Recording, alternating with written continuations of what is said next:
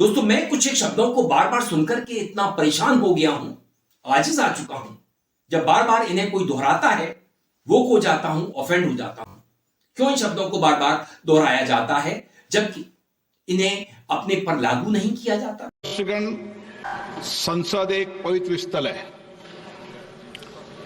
और इस भवन की एक उच्च गरिमा, प्रतिष्ठा, मर्यादा है। लोकसभा के स्पीकर ओम बिरला जब जब संसद स्थगित होती है, संसद की मर्यादा और गरिमा की दुहाई देने लग जाते हैं, इसका पाठ पढ़ाने लग जाते हैं। क्यों बीजेपी के सांसद संसद की मर्यादा और गरिमा का ख्याल नहीं रखते? उन्हें भी तो रखना चाहिए। वो कोई देवदूत हैं? उन्होंने क्या अमृत छक लिया है? मीडिया पार्ट एक ऑर्गेनाइजेशन है फ्रेंच का, जिसने की एक रिपोर्ट निकाली है। उसने ये कहा है सर कि एक संस्था है OCCRP, organised crime and corruption project, और उसके साथ GACC है और सोरेस फाउंडेशन, ये उसको मदद करता है। US गवर्नमेंट और सोरेस फाउंडेशन OCCRP चलाता है। OCCRP का क्या काम है? भारत की पार्लियामेंट को कैसे बंधक बनाना, कैसे नहीं चलने देना, कैसे CA और RC पर। आपसे ये उम्मीद नहीं थी, आप बकवास कर रहे हैं। Sir, don't be party to this. You are the chairman, you are the protector, don't become party to this. Congress के वरिष्ठतम नेता विदेश में जाते हैं और वहां भी वो वही भाषा बोलते हैं जिसको जॉर्ज सोरोस प्रोपोगेट करता है। जो लीडर ऑफ द हाउस बोले वो सरासर झूठ है और वो खुद गद्दारी करते हैं और ब्रिटिशों के साथ उनके एजेंट बनकर काम करते हैं। इनके लिए तो वो उक्ति लागू होती है कि पर उपदेश कुशल बहुतेरे, जे आचरण से नर न घनेरे। यहाँ के लोग इस मंसूबे से आए हैं, हाउस को नहीं चलाना। ये अगर तय करके आए हैं तो ये democracy, you are killing the democracy, you are killing the democracy. दूसरों को उपदेश दे रहे हैं परंतु स्वयं रिजेक्ट होने के बाद एक नहीं अनेक बार अनेक अवसरों के ऊपर अनेक संसद सत्रों में इस प्रकार की बाधा उत्पन्न की गई है। आप हर बार कहते हो कि मैं सर, हम पॉइंट आउट कर रहे हैं आपको, हाउस को फेवर करता हूँ। आपका ध्यान खींचने के लिए मैंने हाथ उठाया। आपका पूरा कारनामा सबने देखा है। टेबल के ऊपर चढ़ के आपने क्या तमाशा किया था? सर, एक केंद्रीय मंत्री ऐसी भाषा कैसे बोल सकते हैं? मुझे सदन के किसी सदस्य का नाम नहीं लिया गया है। यदि माननीय नेता प्रतिपक्ष ने बोला है तो इसका अर्थ होता है कि उन्होंने स्वतः स्वीकार किया है कि जो सदन के अनुपस्थित सदस्य उनमें से कोई है। ये अडानी की वफादारी कहां तक निभाएंगे? अडानी के लिए हाउस। मुझे बीजेपी के साथियों ने कह दिया कि बेकार कोई फायदा नहीं है, आज हम सदन को नहीं चलने। जहां तक हमारे देश में पदों की मर्यादा और गरिमा की बात है, वो 2014 से पहले हुआ करती थी। संसद की भी मर्यादा और गरिमा हुआ करती थी, मगर 2014 के बाद परिदृश्य बदलने लग जाता है। पदों की गरिमा मिट्टी में मिलना शुरू हो जाती है। प्रधानमंत्री पद की एक बड़ी गरिमा हुआ करती थी, मर्यादा हुआ करती थी। जो भी प्रधानमंत्री होता था वो मर्यादित रहता था, मर्यादा में बात किया करता था। प्रधानमंत्री ने सबको तोड़ करके रख दिया और आज प्रधानमंत्री पद की जो मर्यादा और गरिमा होती है वो मिट्टी में मिल चुकी है। और अब तो चीफ जस्टिस पद की जो मर्यादा गरिमा होती है वो भी धूल दूसरित हो चुकी है।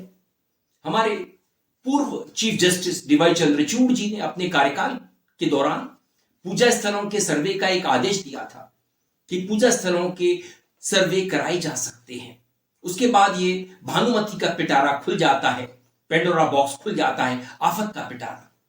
और निचली अदालतें अब आदेश देने लग जाती हैं, मस्जिदों के सर्वे के आदेश। और हम लोग मस्जिदों के नीचे मंदिरों के अवशेष, शिवलिंगों के अवशेष ढूंढने लग जाते हैं। संभल का दंगा हमारे सामने है। देश में हिंदी पट्टी में अशांति छाती जा रही है और अब फिर से उन्हीं चंद्रचूड़ साहब ने एक नई बात कही है अभिव्यक्ति की आजादी को लेकर के, जिसका अगर बेजा इस्तेमाल हुआ इसका नुकसान गरीबों को, मजलूमों को, दबे कुचलों को उठाना पड़ेगा। चंद्रचूड़ साहब ने बड़ी चालाकी से जो ब्रॉडकास्टिंग बिल पास होने वाला था उसको मजबूती दे दी है, क्योंकि जब 4 जून को देश में लोकसभा चुनावों के नतीजे आए तो मोदी जी जो मनमानी किया करते थे उतनी मनमानी अब नहीं कर पा रहे थे। तो चंद्रचूड़ साहब ने सोचा कि मैं कान को उल्टा पकड़ लेता हूं, घुमा करके पकड़ लेता हूं। जो अभिव्यक्ति की आजादी हमारे देश में थोड़ी बहुत सोशल मीडिया पर बची है, क्योंकि गोदी मीडिया तो मोदी का गुणगान करता है, उनका चाटुकार बन चुका है, चरण चुम्बन का काम करता है। तो ऐसे में अभिव्यक्ति की आजादी पर लगाम लगाओ, गरीबों के बहाने, मजलूमों के बहाने, दबे कुचलों के बहाने, नाम उनका लो मगर बचाओ मोदी की सत्ता को। तो हो सकता है आने वाले समय में ब्रॉडकास्टिंग बिल फिर से लाया जाए और हम जैसे लोगों पर, छोटे मोटे आजाद वक्ताओं पर लगाम कस दी जाए, और जो बड़े बड़े नाम हैं उन पर शिकंजा, रवीश कुमार जैसे नाम जो आजादी के साथ अभी भी अपनी बात कह रहे हैं, आम जनता के सामने अपनी बात रख रहे हैं, उनके हितों को रख रहे हैं, उनके हितों की रक्षा का काम कर रहे हैं। तो चंद्रचूड़ साहब ने जो थोड़ी बहुत अभिव्यक्ति की आजादी बची थी उसके ताबूत में आखिरी कील ठोकने का निर्णय कर ही लिया है, ऐसा मालूम जान पड़ता है। और उधर इलाहाबाद के जो जस्टिस है शेखर कुमार यादव, उन यादव जी ने तो और बड़ी बात कह दी बीएचपी के मन से।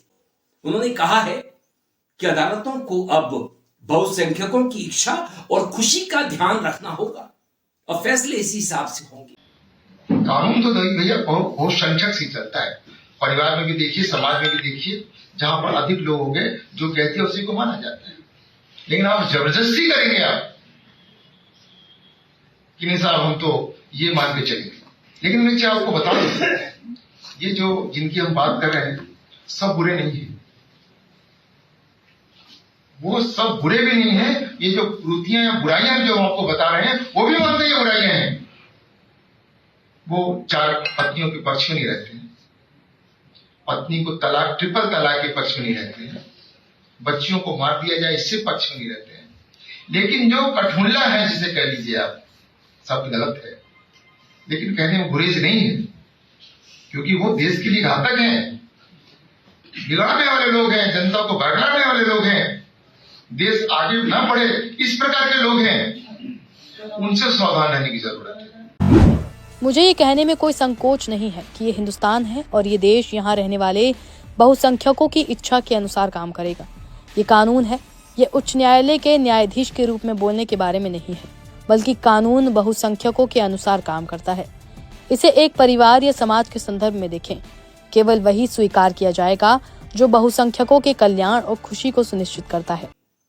और मुसलमान तो वैसे भी 4 शादियां करते हैं, 4 बीवियां रखते हैं, तलाक तुरंत दे देते हैं।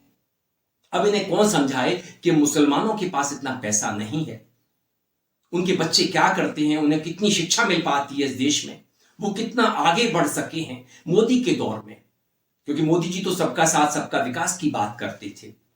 मगर इन यादव जी को क्या पता सच्चाई जमीनी, ये तो हवा हवाई बातें करके निकल गए और कह गए कि देखिए मुसलमानों का बच्चा जिस माहौल में पैदा होता है वहां पर कटाई छटाई होती है।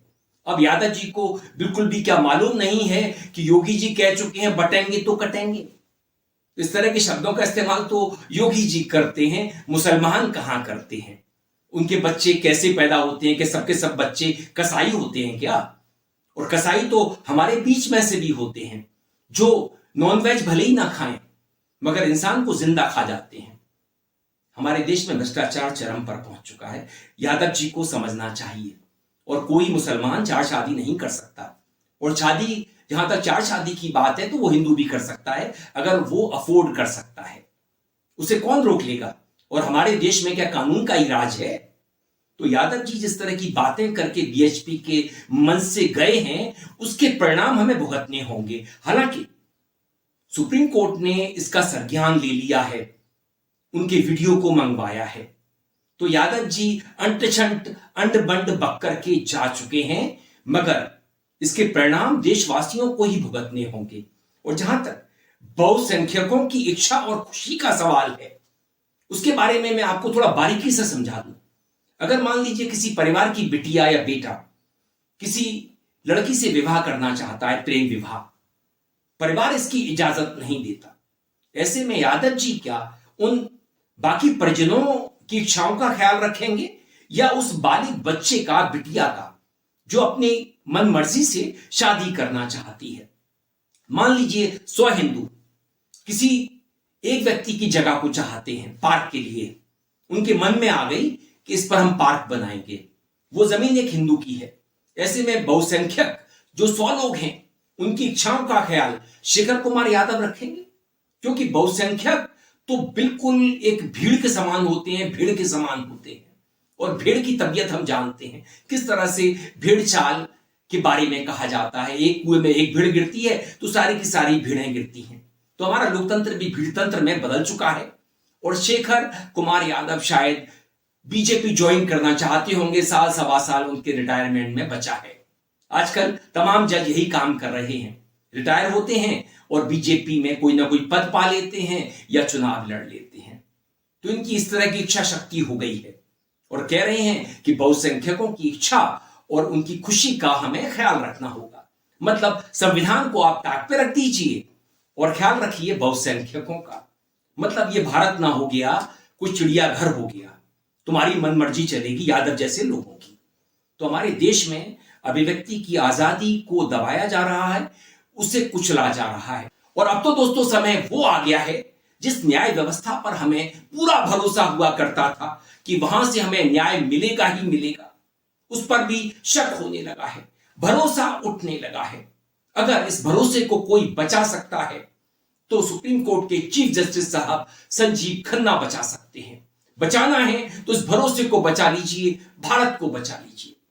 भारत डूब रहा है, भारत खत्म हो रहा है, भारत आखिरी सांसें ले रहा है।